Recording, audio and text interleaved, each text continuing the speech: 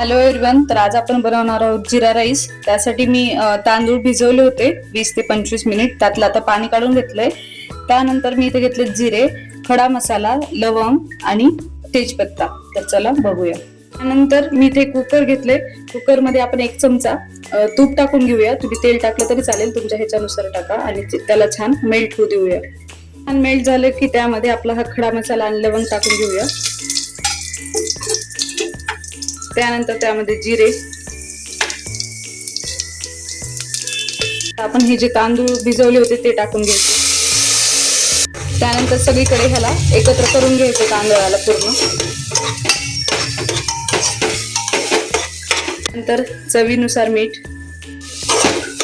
सगळीकडे एकत्र करून घेऊया.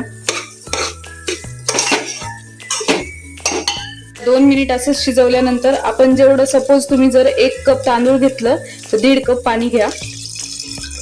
जास्त पाणी नाही टाकायचं जिरा राईसला, थोडंसं कमीच पाणी टाकायचं, कारण की ऑलरेडी आपण तांदूळ सोक करून घेतलेले असतात, भिजवून घेतलेले असतात.